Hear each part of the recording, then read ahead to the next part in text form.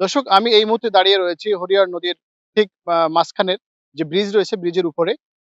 আপনাদেরকে জানিয়ে রাখি, গত বছরই কিন্তু এই হরিয়ার নদীর পানির জলবদ্ধ থাকার কারণে কিন্তু গত বছর কিন্তু ১০০ মানে ১০৪ টা গ্রাম কিন্তু পানিবদ্ধের মধ্যে সীমাবদ্ধ ছিল এবং অসংখ্য লক্ষাধিক মানুষ কিন্তু পানিবন্দী জীবনযাপন পালন করেছে। ঠিক এবছরে একই ঘটনা ঘটতে যাচ্ছে। এখনো পর্যন্ত উপজেলা প্রশাসন এবং পানি উন্নয়ন বোর্ডের কোনো কিন্তু কার্যক্রম আমরা দেখতে পাই নাই।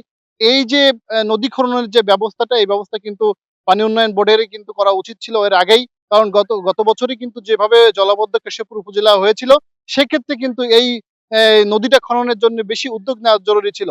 আমরা পানি উন্নয়ন বোর্ডের কর্মকর্তাদের সঙ্গে কথা বলেছি। তিনি আমাদেরকে জানিয়েছেন যে খুব দ্রুত সময়ের মধ্যে তারা এই নদী খননের জন্য বা পানি যাতে যাতায়াত করতে পারে সেই ব্যবস্থা তানারা করবেন। আমরা কেশবপুর উপজেলা নির্বাহী অফিসারের সঙ্গে কথা বলেছি। তিনিও আমাদেরকে আশ্বাস দিয়েছেন যে ২-১ দিনের মধ্যেই এই যে কচুরিপনা রয়েছে, এটা সরানোর জন্য এখানে লোক আম লোক নিয় লোক লোক দেওয়া হবে এবং লোকের মাধ্যমে সেটা আম আ কাজ শেষ করা হবে। প্রশ্ন হচ্ছে যে, যখনই বৃষ্টি শুরু হয় সেই সময়টাই কেন এই নদী খনন নিয়ে মানুষের চাপের মুখে পড়ে তখনই নদী খনন। স্থানীয়দের দাবি যে এই যে নদীর যে জলাবদ্ধতা, এটা তো দীর্ঘদিনের। কিন্তু যখনই বৃষ্টির সময় আসে এবং স্থানীয়দের যখন জোরালো দাবি ওঠে, সেই সময় উপজেলা প্রশাসন বলেন এবং প্রশাসনের যারা কর্মকর্তা থাকেন তাদেরকে তখন টনক নড়ে। এখন প্রশ্ন হচ্ছে যে, বৃষ্টির সময় এই নদীটা কতটুকু খনন করা হবে, এটাও কিন্তু প্রশ্নবিদ্ধ থাকে। পানি উন্নয়ন বোর্ডে এতদিন কি কাজ করেছে সেটাও প্রশ্নবিদ্ধ থাকে। স্থানীয়দের দাবি যাতে যত দ্রুত সম্ভব, আমি যদি আপনাদেরকে দেখানোর চেষ্টা করি, এই যে নদীর যে শ্যাওলার যে অবস্থা, একটু সামনে চলে আসে, সামনে চলে।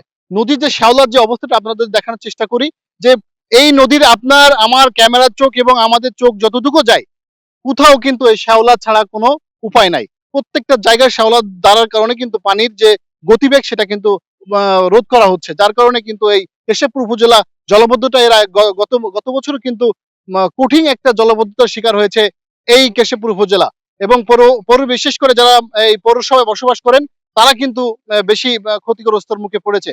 এখানে পৌরসভারও কিন্তু অতি গুরুত্বপূর্ণ দায়িত্ব থাকে এই নদী খননের বিষয়টা। কিন্তু পৌরসভারও দেখা যায় যে, আমরা যখন কথা বলেছি যে তিনিও এই বিষয়টা এইভাবে যেভাবে নদী খননের যে উদ্যোগটা নেওয়া দরকার, তাদেরও গাফিলতি রয়েছে। সুতরাং এখানকে স্থানীয়দের দাবি রয়েছে, তারা চায় যে যত দ্রুত সম্ভব এই যে নদীটা রয়েছে, এই নদীটা খননের ব্যবস্থা করা, যাতে করে তা না হলে গত বছর যেমন ১০৪ টা গ্রাম যেমন পানিতে প্লাবিত হয়েছিল, এবছরও তারও বেশি হবে বলে আশঙ্কা করছেন। এই নদী প্রতি বছর বন্যার সময় শ্যাওলা, কচুরিপানা এবং মানুষের দখলদাজের দখল দখলবাজদের আওতায় পড়ে প্রতি বছর বন্যায় প্লাবিত হয়।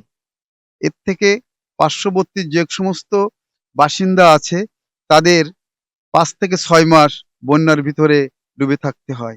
এতে দিন দিন মানুষগুলো না সবাই ক্ষতিগ্রস্ত হচ্ছে। আগামীতে হয়েছে, বিগত বিগত দিন হয়েছে, আগামীতেও হওয়ার সম্ভাবনা দেখা যাচ্ছে। যেকোনো মুহূর্তে আরেকটু বৃষ্টি চেপে পড়লে আমাদের এখানে আবার বিগত বছরের ন্যায় বন্যায় প্লাবিত হবে। আমি প্রশাসনের কাছে দাবি করব যে এই অবৈধ স্থাপনা অপসারণ করে এবং হরিয়ার নদের এই কুচুরিপনা অপসারণ এবং দেখা যাচ্ছে যে এর দুই পাশের যে ভেরি বাদ দিয়ে দেখা যাচ্ছে যে একটি সৌন্দর্য বর্ধন করলে সেটি পুরো এলাকাবাসী এবং পুরবাসী উপকৃত হবে। যে এই নদীতে শ্যাওলা এটা যত দ্রুত সম্ভব পরিষ্কার ব্যবস্থা করতে হবে এবং আমাদের হরিয়ার, বুড়িভদ্রা, আপার ভদ্রা এই নদীগুলোর দ্রুত খননের ব্যবস্থা করতে হবে। খনন আমরা এর আগেও খেয়াল করেছি যে যখন বন্যার সময় তখন খননের ব্যবস্থা করা হয়। এরা মানে এটা কোনো ইয়ে না, মানে যখন বন্যা ওই সময় খনন করে তো বোঝা যাবে না আমার নদী কতটুকু খনন করার প্রয়োজন, কতটুকু খনন করা হয়েছে। আমি তাতে দেখা যাচ্ছে যে নদী তার যে মানে গভীরতা সেটা নদী কোনো সময় পায় না। সাইডটা শুধু কাটা হয় কিন্তু গভীর করা হয় না, ডিপ করা হয় না।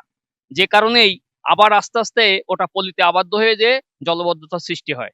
তা আমি আশা করছি যে এবার যখন এটা খনন কার্য শুরু হবে, নিশ্চয়ই আ এটা গভীর করা হবে এবং যাতে আগামীতে আর এই ধরনের কোনো সমস্যা আমাদের এই কেশবপুরবাসীর পোহাতে না হয়, সেদিকে সকলে দৃষ্টিপাত করবেন। প্রথমে কচুরিপানা নিয়ে আমাদের আজকে পরিদর্শনে গেছিলাম আমরা। আমরা কালকে থেকে ২০ জন করে লেবার লাগাবো। আর ৩ দিন পরে আমাদের এই কচুরিপানা কাটার একটা মেশিন তৈরি করেছে মনিরামপুর থানায়। ওনার সাথে কথা হয়েছে, 3 দিন পরে উনি আসবে, এসে ওই মেশিন দিয়ে কচুরিপানা কাটবে। আর এই নদী খননের জন্য চিঠি পাঠিয়েছে এনও স্যার নদী খননের ওই পানি উন্নয়ন বোর্ডের কাছে। ওই প্রজেক্টটা মনে হয় দ্রুত হবে। হ্যাঁ, ধন্যবাদ। আসলে বিভিন্ন মাধ্যম থেকে যখন আমার কাছে খবর এসেছে যে আমাদের হরিহর নদীতে কচুরিপানা অনেক জমে গেছে এবং সেটার কারণে হয়তো আমাদের পানি প্রবাহটা বিঘ্নিত হচ্ছে। তো এটা যখন আমি খবর পেয়েছি বা বিভিন্ন মাধ্যম থেকে আমার কাছে সংবাদটা এসেছে, আমি আহ, তখন চিন্তা করছিলাম যে আসলে কি করবো, কারণ একটা জিনিস হচ্ছে যে আমি যদি লেবার দিয়ে এটা করি তখন প্রতিদিন খুব বেশি কাজ আমরা হয়তো করাতে পারছি না বা পারবো না। তো আমরা একটা খবর পেলাম যে আমাদের পার্শ্ববর্তী উপজেলা যেটা মনিরামপুরে, এখানে একজন ব্যক্তি একটা যন্ত্র আবিষ্কার করেছেন, শ্যাওলা কাটার একটা যন্ত্র। এবং আমরা ওনার সাথে কন্ট্যাক্ট করেছি, ওনার যন্ত্রটা আমরা নিয়ে আসার চেষ্টা করছি, হয়তো আমাদের 3-4 দিনের মধ্যে চলে আসবে। আসলে পরে আমরা এখানকার শ্যাওলা কাটার ব্যবস্থা গ্রহণ করব এবং আমরা দেখবো যদি এটা খুব ভালোভাবে ফলপ্রসূ হয় তাহলে হয়তো আমরা একটু কিছুদিন আমরা এই কাজটা করে দেখবো যে আসলেই আমাদের মানুষের উপকারে লাগছে কিনা এটা।